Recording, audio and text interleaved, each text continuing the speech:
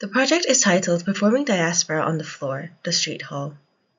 The project investigates the performances of culture, questioning and exploring how one can accelerate or embrace creolization, proposing a new street hall that carves out spaces for unforeseen events. Amidst the hot pot scene, an Irish dance unfolds. The street hall hosts a post-St. Patrick's Day hot pot gathering, which takes me back to when I performed Irish dancing in my family restaurant. The project will start with unpacking elements of my family restaurant. The Orient Palace, which was previously an office space, opened in 2007. Amid the Chinese New Year celebration in Ireland, an Irish dance unfolds, uncovering conflicts of Chinese migration as well as Irish discord through unlayering the elements of the restaurant. Economic struggles after China's first Opium War prompted migration from Guangdong and Fujian, including my parents. 当时我们那里生活很困难，很难找到工作，就赚钱非常非常不容易。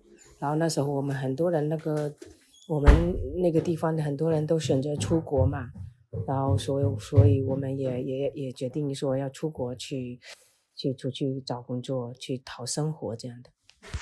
The 1882 U.S.-Chinese Exclusion Act restricted immigrant rights. In 1915, an amendment included restaurants as merchants, allowing migrants to gain merchant status and fueling the rise of Western Chinese restaurants. The earliest form reflected the American dining aesthetic. With an increase of Chinese community, they added Chinese decor to express a previously suppressed Chineseness, while also fitting Western exotic expectations, forming hybridized spaces. 然后到爱尔兰之后，因为自己开店之后，爱尔兰人就觉得，爱尔兰人就喜欢偏口味甜的，所以而且特别喜欢咖喱啊、四椒啊这种的菜品，就这类的。所以我们那时候就做这个，有一点这个味道，就很喜欢哦，就是当地的这些客人都很喜欢。The Chinese menu inherently becomes a manual to perform this Chineseness, for the other to seem both exotic and familiar. Decorative features of finishers contribute to a creolized Chinese identity. The table and chairs feature fabric from China, overlaid with a Western table setting. This setup both represents Chineseness and provides migrants with an opportunity to express their cultural identity. By removing the Western table setting and closing the restaurant, we create a setup for our annual Christmas Eve hot pot. Hot pot, embraced by Qing Dynasty palace chefs in 1713 Chanzhou banquet, feature two-class tables with attendees served ingredients. The practice spread as civilians brought it to their hometowns, contributing to its widespread popularity today. The banquet hot pot is institutionalized as the traditional hot pot was a semi-nomadic dining culture. The palace refined this nomadic style as it was seen as frugal. Chinese hot pot evolved from Mongolian traditions where soldiers set up camp around a pot of fire. Hot pot was formalized in palace dining. This institutionalization introduced hierarchies of class and roles between server and served. Our restaurant practice retains this formality, preserving elements of the nomadic tradition. Our hot pot ritual remains central to expressing our Chinese identity.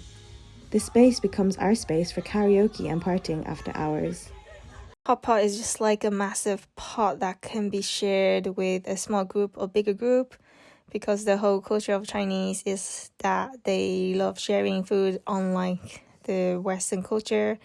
You get your own dish and eat off your own plate. The creolized culture emerges from the Irish dance scene, where the dance itself begins to reveal the Irish conflict. The original form of Irish dance derives from the Celts. Traditionally, Irish dance masters were nomadic figures carrying their style from place to place. Irish house dances were relaxed gatherings where people sang and danced, while hosts provided food and drinks, turning the house floor into a stage for Irish dance. This marked the purest expression of Irish dance, free from institutionalization. The road transformed into a stage framed by individual bodies, allowing anyone to become a performer. Irish dance became institutionalized during the Irish cultural revival. During the fight for independence, the revival emphasized Irish distinctiveness through Irish culture, including Irish dance from England, with the Gaelic League founded in 1893, aiming to de-Anglicize Ireland. The League commissioned choreographers to create Irish dances, regulating social scenes like house dances. Public halls were established through the 1935 Public Halls Act, supported by the church, who viewed the house dances as sinful. The Gaelic League introduced costumes to promote an Irish image and set rules to standardize the dance. I think the setup of the dance competition was really impressive. like everything from the way you have to dress, the type of dress, and the hairstyle that you have to have. The judges take all that into the judging of the dance. They look at everything like how straight you have to keep your back and upper body. Irish dancing became a tool for independence, fostering a distinct national identity separate from English colonists. The Gaelic League's cultural decolonialisation garnered popular support, actively de-anglicising traditional set dances in Ireland. The restaurant becomes a creolised space as the tables move to create an open floor that becomes a stage for Irish dancing. So these become the houses for Irish dance, and as the League de-anglicises Ireland, it suppresses public dance on the domestic stage through its own manual of performing Irishness to achieve independence. As the dance hall gets formalised, the memory or the symbolism of the freeness of the traditional set dance disappears, creating a scripted performance, resulting in the hall becoming profane, letting it transform into a hall for sports, dances not on the formalised stage, and even Chinese New Year celebrations. In both case studies, cultural spaces become profane through an institutionalization and formalized through an arrangement. For the hot pot, it is formalized through its linear table setting, and for the Irish dance, it's the separation of the stage and the floor. It is reduced to the stage and the floor, the served and the server, and the performer and the viewer. The strict cultural form is equally and oppositely a vehicle for liberation. It allows one to perform to fit a strict behavioral norm. The hyperspecificity of the form of both the dance and the hot pot and the genericness of the floor allows for this creolization to occur. Thus, the project seeks to reintroduce the floor as a device in which different cultural forms or creolizations can manifest itself through occupying the profane, allowing both public and private performances. The project reappropriates a derelict warehouse alongside the route of the annual St. Patrick's Day parade in Navan, where the beginnings of a hybridization of the street, the floor, and the hall begin to form through the parade performances. The parade originally started at the Mead Enterprise Center on the right, where the participants would gather and prep for the car parade on the car park. The proposed street hall would replace the prepping and the staging of the parade.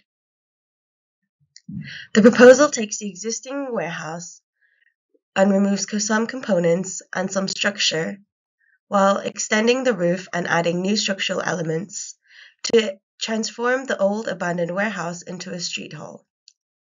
It introduces a new flooring that covers the beginnings of the procession through to the derelict building. The tile proposal subdivides as levels change and as boundaries of spaces of the hall change from inside to outside.